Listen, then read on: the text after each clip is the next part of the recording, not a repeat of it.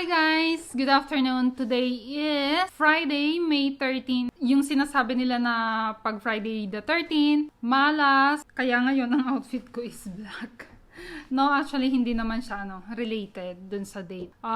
Sinuot ko lang kasi ito dahil din dun sa i-explain ko regarding this vlog. So what I'm gonna say about this vlog is actually this vlog helps us a lot, especially if you don't have enough financial things. I mean money to buy something. So this app is you don't need to pay instant in some of the shop. Your purchase can divide it into like 4 payments. So, kapag bumili ka, for example, 25% lang muna yung babayaran mo and then remaining 75% is i-divide yun for like 3 months. So, it's like you're paying it like 4 gives. 25% first upon checkout of the item that you purchased, then 25% after a month, then another 25% after 2 months, and then the last 25% is after 3 months. So, sobrang laking tulong niya, especially, ayun nga, kapag wala kang enough na money na pambili ng gusto mong bilhin. For example, may mga occasion ganyan, and you need to give gift to someone. Kunyari, birthday ng partner mo or ng sister, ganyan, and you don't have enough money. So, this app will help you. Kasi yun nga, 25% lang yung babayaran mo, and then you'll get the items. So, it's easy as that. So, this app is called Tabby. T-A-B-B-Y. So, yung installment dyan is up to percent. Not only Tabby, there are more, which personally na-experience ko na din, like Postpay, and another one is Spotty. So, yung Spotty, hindi pa ako doon nakakapag-order, pero sa Postpay, I use it so many times, pero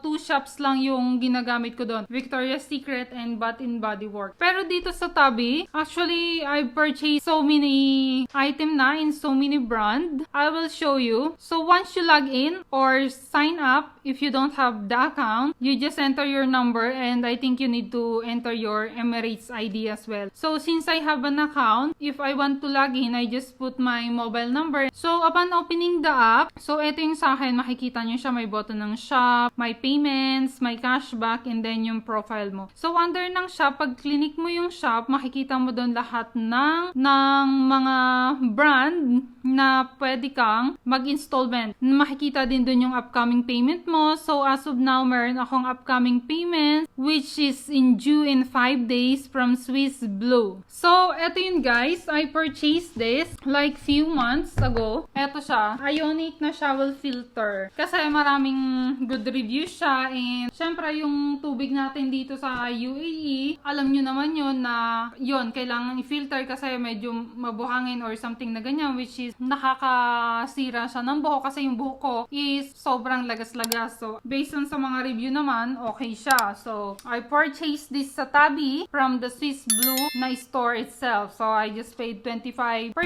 which is 87.25 dirham and after how many days? I think maximum 3 days I got it. Another thing is we have this. I purchased this as well from watch.ae. So, watch to. Watch ko na ginagamit for work. After nung upcoming payment, makikita nyo yung top deals, kung ano yung mga offer sa store, brand of the week, price nyo lang yung see all, makikita nyo lahat, and then kung ano yung mga popular. So many brands talaga. May mga Center Point, ayan, Amazon. Pero yung ibang shop, they don't offer like 4 payments, yung 4 split payments. Like for example, dito sa shop ng Center Point, split in 4. Pag ganon, na makikita nyo na split in 4, pwede nyo siyang i-divide into 4, yung total amount. And then dito sa Amazon, wala siyang nakalagay na split in 4, pero nakalagay lang dito is up to 9% cashback. Ayun, wala siyang installment, pero may cashback ka lang. Same goes to Azadea, yung may mga ganyan. Deals and offers lang siya. Ayun, nakalagay naman siya kung pwede mong i-split in 4, like First Cry, Shane, Faces, ayan, and then so many more. So, after nung shop, yung katabi niya is yung My Payment. So, if you go to My Payments, makikita nyo sa ilalim yung past payment. So, eto na yung natapos ko na. Natapos ko na yung 4 payment. May in-order ako sa home bag, which is yung parang towel yata yun yung in-order ko. And then, Digitech lens, which we're using now in the camera there. Splash. This dress is from Splash. So, installment ko din to nakuha. Which is so good. Kasi pag may sale sila and then you're getting a good offer and at the same time, mabibili mo siya ng 25% lang muna yung babayaran mo, diba? Sobrang helpful. And then, after dito, yung upcoming payments mo is in order siya. So, kung ano yung due, kung malapit nang mag-due. So, for example, ito sa akin, in 5 days, due date na ng Swiss Blue, yun nga yung shower na ionic. Tapos may line yun, bali may 4 lines. Yung colored means, yun na yung payment mo. For example, dito sa Swiss Blue, nakabayad na ako ng twice. So, yung dalawang line is color blue siya and then may dalawa pang line na hindi colored. Dalawang payment pa yung kailangan kong gawin para sa brand na yun. Tapos, in 12 days, meron akong babayaran sa Splash, meron sa CV, which we took shoes. Sa Splash yun, mga damit ko din. And then, in 13 days, watches. Kumuha kami ng G-Shock. And 14 days, another watches. Then, in 19 days, 60 Street, I purchased some shoes. And then, in 27 days, watch as well. So, personally, gamit na gamit ko talaga namin yung app kasi it's very helpful for us na you don't need to, you spend that much money. So, yung total amount, not in single time, not one payment. So, it's very helpful. 25% lang yung yung ibabayad mo and then you'll get the item, diba? And then, pag halimbawa naman na regarding payment, you can use any card. So, next is itong cashback. So, nakalagay naman dito, ito yung mga store na nag-offer ng mga cashback. So far, in my account, wala pa akong cashback kasi mostly yung mga in-orderan ko is hindi siya nag-offer ng cashback. So, sa profile naman is, yung under nun is yung name mo lang, full name, account, personal information mo, which shows your name, phone number, email, and national ID or yung Emirates ID number natin.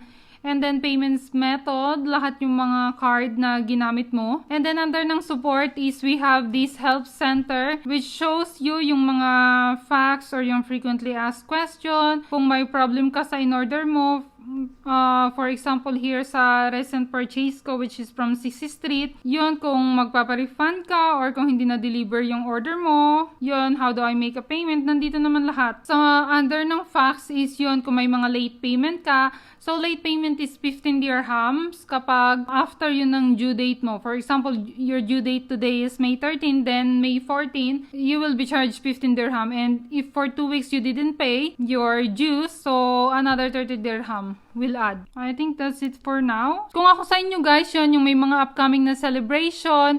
Like for today, maybe yung mga fan dyan ni BBM Sara, no?